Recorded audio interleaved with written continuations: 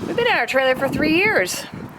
Did we really need all the gear that we bought 3 years ago?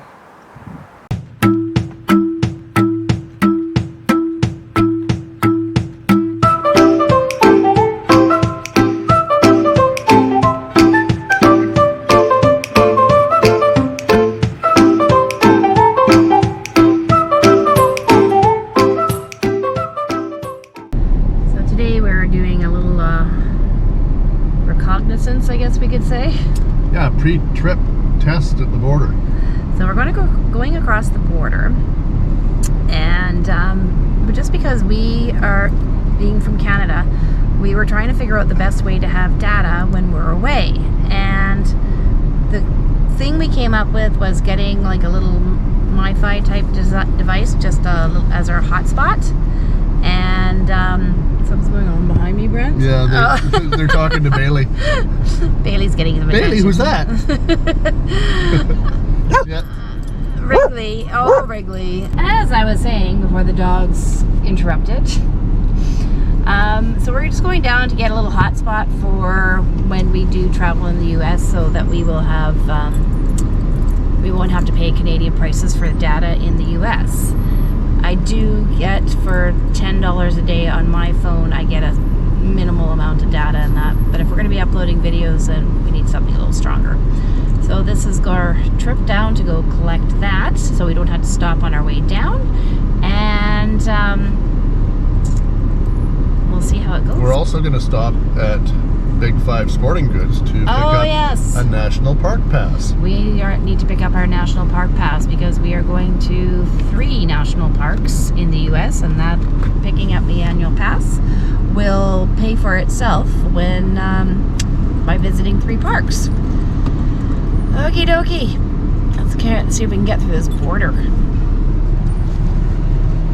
So over time, we have found things that have not, that we thought we needed, that we wanted, or maybe we got a product and now we are replacing it with something different. So one of the items is the stand that goes under this step. Yeah, the stair support, it was great while it lasted. It's not very practical for us anymore. It's a storage issue. This weighs roughly the same. This will connect under here and will drop down and support. I want to get this center part as close to the center of the stair as possible. But it will not fit anywhere. These ribs for reinforcing this stair are just too close together. So basically from this point here all the way to this point, I'm going to have to remove this with a grinder. So I just have to cut that down and then shave that out. And then this will fit nice and neat. Right in there. Okay, well how does it attach? Does it screw on? Yeah, there's 2 screws. I'll just drill 2 holes through the stair and that'll sit like that. And just like that, it will fold out to whatever length. This will go from 8 inches up to 14 inches. So if we have a spot that we're on a bit of a hill, this will be fine to take care of that. So now all I have to do is get a grinder and take that 1 rib out, and we'll be back in business when I do get that done. When we first bought our trailer 3 years ago, we thought we needed a lot of gear. We listened to all the people on YouTube, we did a lot of reading, did a lot of research, and there was a lot of gear that people recommended. Yeah, there's a good 2 years of research that went into what hoses to buy, what connectors to buy, all kinds of different things, what trailer to buy, and all the different factors that went into that. So I'm gonna let Brent take over. I had some dental procedure done the other day and I'm still suffering, so I had some skin grafts done on my gums. So I'm gonna let Brent take this away. What are some of the things that you picked up, Brent, that you thought we would use? Well, a few of the things that we picked up, well, after all the months and months of talking about it, Miriam and I jumped in, both feet, right into the deep end, and this little fresh water filler valve, I guess you could call it. I thought I was going to need it. Well, we were definitely newbies at the time, so no one can really blame me for getting something that we don't need. This here I have never used. Took it out of the packaging just to say that it looks used, but never had the need for it, since everything is connected straight to a spigot or a faucet or whatever you need. That is completely useless, so you might find a use for it down the road somewhere. Another thing, we got it just after the trailer. This big goes from a 50 amp female, 30 amp male, and a 15 amp male. I was under the assumption that I could plug them both in and it would give us a little bit extra power. I was incorrect. So this is basically a gizmo that is not needed. The one that we're currently using is a straight 50 female to 30 male, and this doesn't even compute. So that is I think about $45 of wasted energy. So it wasn't a big deal. Live and let learn. Learn from your mistakes. This little guy here, it's a 30 amp female to a 15 male. We have used this a few times. Yeah, it is rare, but we will be keeping this with us. And then this one here is a 15 male to a 30 locking female. This showed up from Amazon for an order that I had placed, but I did not order this. And I told Amazon about it, and they said, oh, well, keep it. Still haven't used it in a good 2.5 years, so somewhere down the road I'll be giving that away. And then the last thing that we did buy, I'll show you in a second. What are we doing back here, Brent? Well, this was one of the first things we bought before we even got the trailer, was a black tank flush valve, where you put your black or your orange hose on here and flush out your black tank. This was even before we even heard of Grand Design, which the Grand Design that we have is a reflection, and it's got a black tank flush. So this little section here became null and void. So I eventually ended up with a little 45-degree elbow like that, which basically took this and made it as backup. So we don't use this anymore. I think I used it for about 3 or 4 months after we got the trailer, and it works fine, but we have no use for it. So we've added a few things like a gate valve, and then the longer sleeve for to make sure everything's dumped out of the tanks. So that we don't need. We've got a whole new setup, so that's all good. Okay. Before we leave, we should check our gear. What gear did we have then and still carry with us today? Pretty much all the same stuff, amazing enough. The Rhino hose that I have there is a 10-foot section. This stays at home. I do have a 10-foot section under the trailer, and I bought a 20-foot Rhino Extreme hose, so they're a little more durable, and I've got that in an extendable tube underneath the trailer as well. So I've got 30 feet of sewer hose that I take with me. You sure it's still there? I'm sure it's still there. I check it every few weeks just to make sure nobody's messing around. And this is the rest of our sewer connections. Any extra elbows, got some gloves, washout valves, and odds and ends. What do we have for leveling blocks, Brent? For leveling blocks, I did start with a 10-pack of these from Lynx. We've had a few have gotten crushed, but they're good for keeping stuff off the floor for any water that seeps in.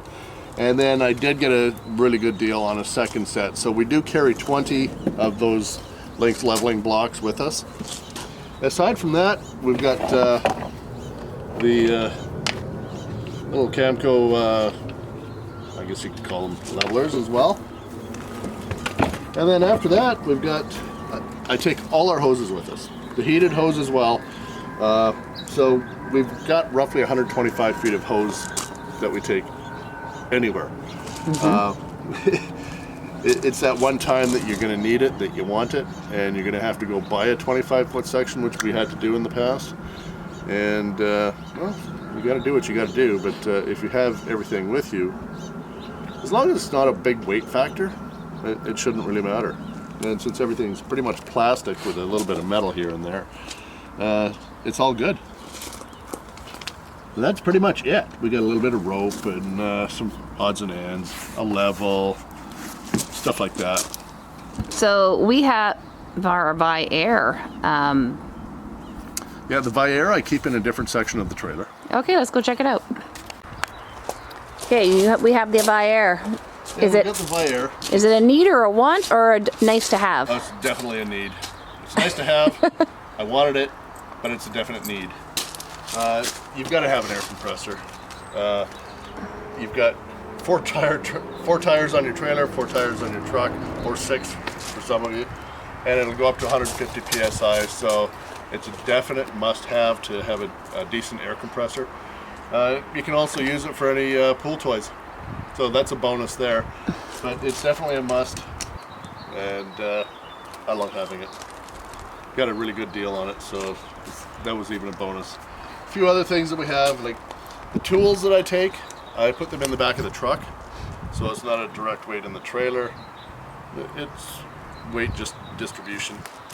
And then this here is a 2x10 with angled front end. I've got it cut to a 45. When we first started doing the traveling, I used to have 2 of these, and I would screw them together for getting one side of the trailer up a little higher than the other. I only travel with one now because most of the sites we've gone to have only needed it to raise up a little bit, and if it needs to go up any higher than that, I can just put some plastic leveling blocks underneath the 2x10. And the 2x10 is actually, I think it's 50 inches, so it's big enough, long enough for both tires to fit on. Why not just use leveling blocks instead of a 2x10? The reason for using the 2x10 instead of leveling blocks is depending on the soil. If you have a softer ground, you want something that spreads out a little bit more. Leveling blocks will just mush right in.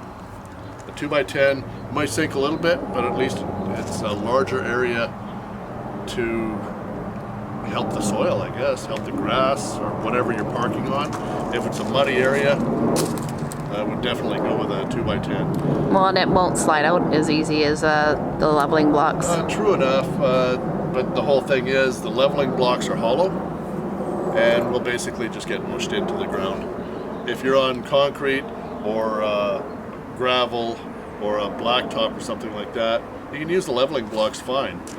But the easiest way for softer ground is with a board, 2x10, 2x8, 2x12, whatever you have, whatever works. Okay, we have a second set of leveling blocks when we travel because... There's 2 reasons. One, it was a smoking good deal, so I couldn't say no, but it was also because we do need them on the road.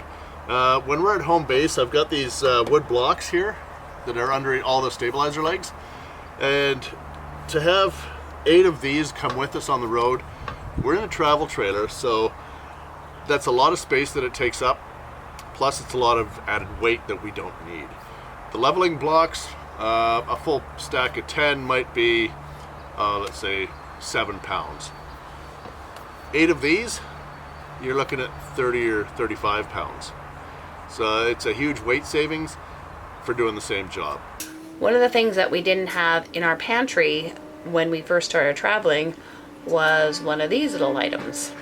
This is a tension bar that we put inside the pantry so that things do not come flying out.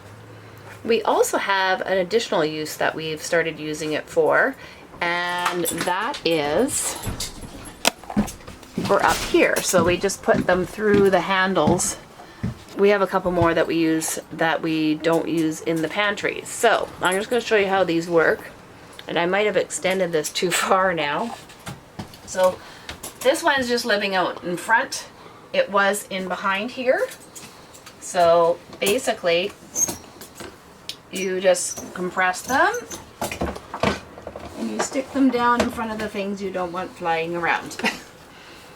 And then this top one goes in here. Oh, gotta get it in the cupboard first.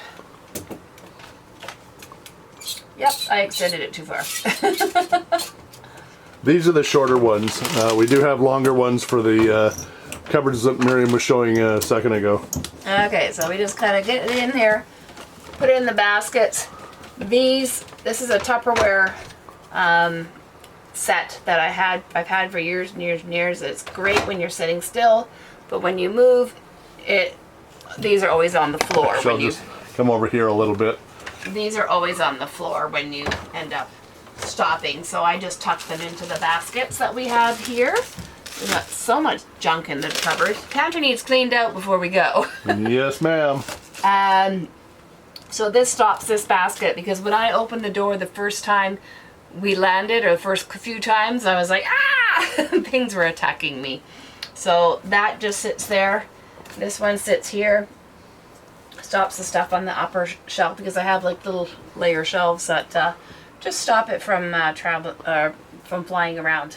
Our weather kind of turned. Oh well, we still need the rain. We don't want it to get too warm too fast. We'll take it. We had a few nice sunny days. Anyways, as I was doing the video this week, I thought, well, there's one item that we kind of didn't think about when we were doing the recording the other day. One really, really important item that lives at the back of the trailer when we're not in motion. It's our surge protector. So that is an item that we bought before we had the trailer. Brent knew that that was an important item. So before we hook up to any electrical post, Brent plugs in the surge protector and checks to make sure that he has the appropriate number of lights before he plugs in the trailer. So one more essential, and happy that we bought it, and so far it is not needing to be replaced. So that's all our essential gear that we use and that we check on every year, and we reevaluate it from time to time. As you see, there's things that we bought initially that we no longer need, or we didn't need it at all. Or we ever used in the first place. And that's all we wanted to talk about this week. Give us a thumbs up if you like what you see. Don't forget to subscribe. And ring that bell for notifications. Bye Bye-bye for now.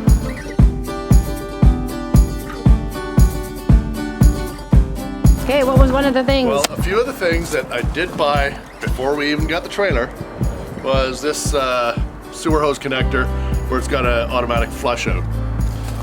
I didn't realize that Grand Design, well, we weren't even planning on Grand Design at that time, so this is a good 3.5 years ago.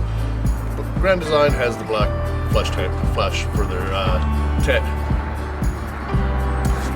Okay, so we got the second set of leveling blocks because why? Well, I got a smoking deal on them. That was the main reason. But the secondary reason, which is something that I never really thought of too much, is when we're at home base, I've got a couple of 8x4x8s under each foot. Let's start that one again. Okay, from the top.